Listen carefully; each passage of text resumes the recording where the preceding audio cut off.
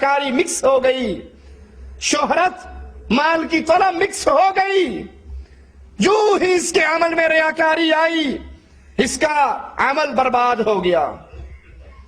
جس نے یہ سوچ لیا کہ میرے اس عمل سے مجھے دنیا کے اندر شہرت مل جائے گی، میرا چرچا ہو جائے گا، میرا نام و نمود ہو جائے گا، اور اگر کوئی اس نیت سے جائے کہ ٹھیک ہے اللہ بھی راضی ہوگا لیکن مال غنیمت بھی ملے گا، تو اس کا ثواب، اس کا اجر کم ہو جائے گا، اس طرح کا نہیں رہے گا جو خالص اللہ کی رضا کے لیے جاتا ہے، اس کا ثواب اس سے کم ہو جائے گا جو اللہ کی رضا اور پھر غنیمت کا حصول بھی سامنے رکھے۔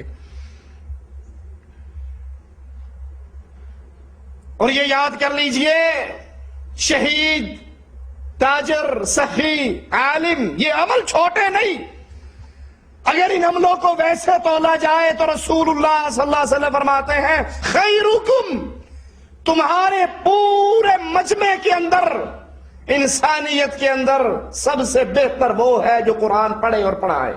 خیرکم، نہ وزیر اچھا، نہ سفیر اچھا، نہ امیر اچھا، نہ مالدار اچھا، ساروں میں سے اللہ کے نبی نے کریم نکالی، مکھن نکال کے اعلان کیا سب سے بہتر وہ ہے جو قرآن پڑھتا اور پڑھاتا۔ یہ کب؟ جب رضا اللہ کی مقصود، اور جب اللہ کی رضا نہ رہے تو یہی جہنم میں جانے والا بن جاتا ہے سب سے پہلے۔ شہید کے لیے اللہ کے نبی نے فرمایا قیامت کے دن آئے گا، اس کے جسم سے زخموں میں سے خون نکل رہا ہوگا، رنگ خون کا ہوگا، خوشبو کستوری کی ہوگی، یہ شہید کا مقام۔ لیکن جب یہی عمل غیر اللہ کے لیے، ریاکاری اور دکھلاوے اور شہرت کے لیے ہو جائے تو سب سے پہلے یہی جہنم میں جا رہا ہے۔ اپنا مال اللہ کے نام پہ خرچ کرنے والا اجر و ثواب کے عظیم مقام پر پہنچ جاتا ہے۔ کتنا اجر ملتا ہے؟ مسجد رسول علیہ الصلوۃ والسلام میں اللہ کے نبی تبوک کے لیے پیسہ مانگتے ہیں اور بدلے میں کیا کہتے ہیں؟ جو مجھے 100 اونٹ دے دے میں اس کو اللہ کی جنت کی گارنٹی دیتا ہوں۔ 100 اونٹ اور جنت کی گارنٹی۔ عثمان کہتے ہیں اللہ کے نبی میں دیتا ہوں، مجھے جنت دیجیے۔ اللہ کے نبی پھر مانگتے ہیں، عثمان پھر دیتے ہیں۔ یہ مال خرچ کرنے والے کہ اللہ کے لیے مال دیتے گئے، اللہ اس کو جنت کی بشارتیں دیتا گیا، یہ بڑا عظیم عمل ہے۔ لیکن جب اس عمل کے اندر دکھلاوا، ریاکاری، شہرت آ جائے، لوگوں کی رضا مقصود بن جائے تو پھر یاد کر لو، پھر سوچ لو، یہی عمل اس انسان کو جہنم میں لے جائے گا اور برباد کر ڈالے گا۔ مسند احمد میں ابو سعید رضی اللہ عنہ وارضاہ سے روایت ہے، رسول اللہ صلی اللہ علیہ وسلم نے صحابہ کرام سے پوچھا، جب صحابہ دجال کے فتنے کے بارے میں گفتگو کر رہے، صحابہ کے اندر دجال کا فتنہ، دجال کا شر، اس کے بارے میں گفتگو ہو رہی، اللہ کے نبی صلی اللہ علیہ وسلم آتے ہیں اور کہتے ہیں کیا میں تمہیں وہ چیز نہ بتاؤں جو تمہارے ایمان و عمل کے لیے دجال کے فتنے سے زیادہ خطرناک ہے۔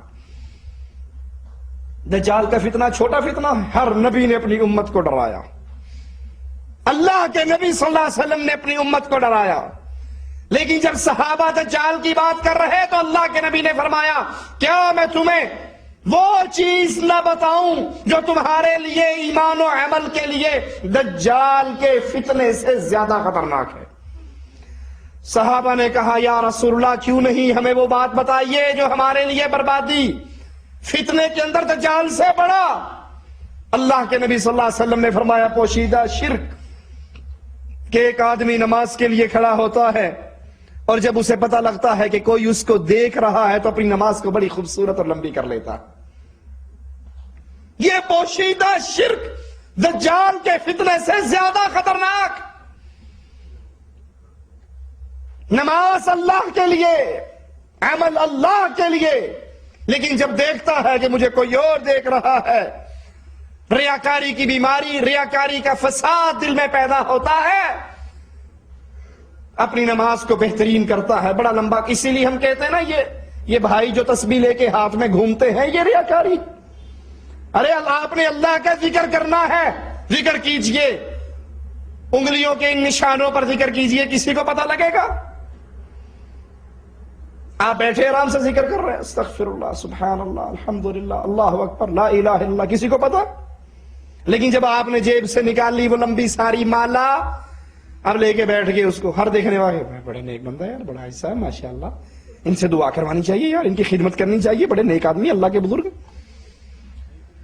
اب وہ تسبیح ہاتھ میں ہے، اور یہ کھلی ہوئی ریاکاری ہے، اور اس ریاکاری کے عمل کو لوگوں میں اپنی شرافت کا چرچا کیسے بنا لیا جاتا ہے؟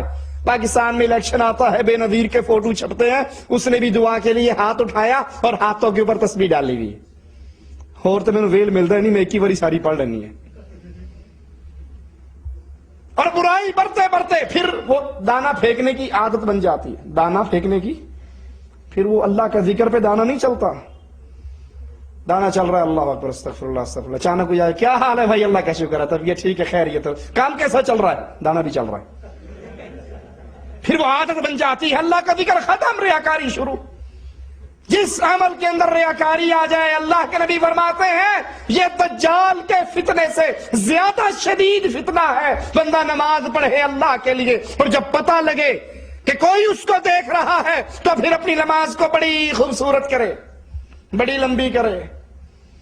دیکھو بہترین ذکر، افضل ذکر لا الہ الا اللہ، سب سے بہترین ذکر کیا ہے؟ لا الہ الا اللہ۔ اللہ کی توحید کا اعلان ہے، اللہ کو یہ جملہ بڑا ہی پسند ہے۔ ساری فضیلتوں کے ساتھ ساتھ اس جملے میں ایک اور فضیلت بھی ہے، کیا؟ اس میں اخلاص ہے۔ مثال کے طور پہ آپ آرام سے خاموش بیٹھے اور آپ نے اب سبحان اللہ کا ذکر کرنا ہے، لیکن بولنا نہیں، آواز نہیں لگانی، لیکن سامنے والے کو پتہ لگ جائے گا کہ آپ ذکر کر رہے ہو۔ کیسے؟ ہونٹ ہلے یا نہیں ہلے؟ ہونٹ ہلتے ہیں نا، ہونٹ ہلے استغفر اللہ پہ، ہیں الحمدللہ پر بھی ہونٹ ہلے۔ اچھا آپ ذکر کرتے ہیں لا الہ الا اللہ، کسی کو پتہ لگے گا؟ ہونٹ ہلتے ہیں، ملتے ہیں آپ اس میں، زبان خالی زبان ہلتی ہے، لا الہ الا اللہ، نہ ہونٹ مل رہے ہیں نہ سامنے والے کو پتا۔ اخلاص خالص اللہ کے لیے سب سے بہترین ذکر لا الہ الا اللہ۔ ریاکاری سے پاک کیجئے اپنے عملوں کو، وگرنہ اللہ کے نبی ڈرا رہے ہیں کہ دجال کے فتنے سے زیادہ شدید فتنہ پوشیدہ شرک ہے، کیونکہ یہ عین شرک ہے، ریاکاری عین شرک ہے۔ قرآن حکیم بیان فرماتا ہے فَاعْبُدِ اللَّهَ مُخْلِصًا لَهُ الدِّينَ أَلَا لِلَّهِ الدِّينُ الْخَالِص۔ عبادت جب بھی کرو اخلاص کے ساتھ اللہ کی عبادت کرو، خبردار اللہ تعالیٰ کے لیے خالص دین ہے، یہ دین خالص اللہ کا ہے، عبادت خالص اللہ کی جائے، اس کے اندر کسی اور کو شامل نہیں کیا جا سکتا۔ اور قرآن اپنے نبی سے کہواتا ہے، نبی اعلان کیجئے قُلْ إِنِّي أُمِرْتُ أَنْ أَعْبُدَ اللَّهَ مُخْلِصًا لَهُ الدِّينَ۔ اللہ نے مجھے حکم یہ دیا ہے کہ میں اخلاص کے ساتھ اللہ کی عبادت کرتا جاؤں، اس کے اندر کسی کو شریک، اللہ کی عبادت میں کسی کو شریک نہ بناؤں۔ یہ نبی کہتے ہیں اللہ نے مجھے حکم دیا ہے میں عبادت کا ہر عمل خالص اللہ عز و جل کے لیے کروں۔ میرا دائیں ہاتھ صدقہ کرے، میرے بائیں کو پتہ نہ لگے کیا صدقہ ہوا، یہ عمل بڑا عظیم عمل ہے۔